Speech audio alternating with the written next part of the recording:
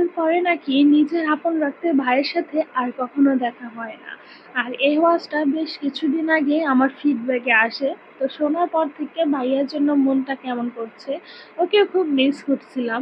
আসসালামু আলাইকুম। আমি খাদিজা আক্তার শাওন বলছি ঢাকা থেকে। আশা করি যে যেখানে আছেন আলহামদুলিল্লাহ সবাই ভালো আছেন এবং সুস্থ আছেন। আলহামদুলিল্লাহ আপনাদের দোয়ায় এখন বর্তমানে আগে থেকে একটু ভালো আছি। তাই তো আপনাদের সাথে টুকিটাকি একটু ভিডিও শেয়ার করলাম এবং চলে আসলাম। তো আজকে যাব আমার ভাইয়ার বাসায়। হুট করে ওর জন্য ওই যে বললাম, শোনার পর থেকেই না মনটা খচখচ করছিল। তো ভাইয়াকে যখন ফোন দিয়েছি, তো ভাইয়া তো বকা দিচ্ছিল কেন আমি যাই না। আর আমার বাসা থেকে যেহেতু খুবই কাছে, তো আমার আসলে সময় সুযোগ হয় না সবসময় যাওয়ার জন্য। তো ভাইয়া আর ভাবি বলতেছে আমি যেন যে 2-3 দিন থাকি। এর মধ্যে হয়েছে শুনেছে যে শরীর ভালো লাগে না, কিন্তু এতটা যেন অসুস্থ এটা কিন্তু আসলে আমরা কেউ বুঝতে পারি নাই। তো ভাইয়া বলছে আমি আর তো আর থাকা হবে না। তো লাস্ট পর্যন্ত আমাকে রাজি করাতে পারছে যে আমি সকালে যাব রাতে আসবো। তো ভাইয়া যেহেতু আইসা নিয়ে যাবে, তো আর তেমন একটা পেরেশানি হতে হবে না আমার। তো আপনাদের ভাইয়াকে বলছি, বলার পর রাতের বেলায় আমাকে মাংসটা এনে দিয়েছে। আর রাতে মাংসটা আমি রান্না করে রেখেছি। সকালে বিরিয়ানিটা আমি দমে দিয়ে দিলাম। কারণ যেহেতু সকাল সকাল যাব, চলে যেহেতু আসবো, তো দেরি করে না গিয়ে একটু সকাল সকালই যাই।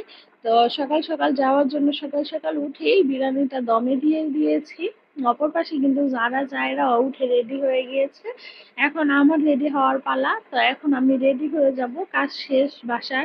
কোথাও যাওয়ার আগে না বাসায় একটু প্রিপারেশনের দরকার হয়, সবকিছু গুছগাছ করে যেতে হয়। তো আর আপনাদের ভাইয়া আমার দেবর যেহেতু দুপুরে খাবার খাবে, তো ভাবলাম একটু রান্না করে যাই, আর রাতে এসে আবার আমি খাবো আমরা।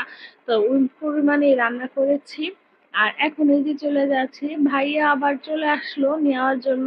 আর ভাইয়ার গাড়িটা ওই পাশেই রয়েছে রাস্তার, এই পাশে আবার আসতে পারবে না। তা আমাকে বলেছিল রাস্তার ওই পাশে আসার জন্য, কারণ রাস্তা আমার এখান থেকে না রাস্তাটা পার হওয়া টাফ। তো ভাইয়া নিয়ে গেল। আর আসার পর ভাবি রান্না করেছে, বাইং মাছ ভুনা করেছে, পাবদা মাছ রান্না করেছে আলু দিয়ে, যারার পছন্দের চিকেন বিরিয়ানি করেছে। আর আমার জন্য আলু ভর্তা বলেছি, আলু ভর্তা। তো খাওয়ার পর একটু গল্প গুজব করলাম। এখন এই যে একটু লুডো খেলতে বসলাম। আর তাওসিন তাসপিয়া আমি যারা তো এইদিকে হচ্ছে লুডো খেলছিলাম, সবার সাথে কথা বলছিলাম। আর এই ফাঁকে ওরা দুইজন তো পাইলে আমাকে মনে হয় কি যেন পায়, আবার তাওসিন তাসফিয়া। কারণ আসলে কি বলতে রক্তের একটা টান আছে তো, তাই না? তো যাই হোক, এখন এই যে বাসায় যাচ্ছি, আর ভাইয়া আবার বাসায় দিয়ে যাবে যেহেতু অনেক রাত হয়ে গিয়েছে, প্রায় ঘড়িতে 10টার মতো বাজে। তো সবার কাছ থেকে বিদায় নিচ্ছি, আল্লাহ হাফিজ।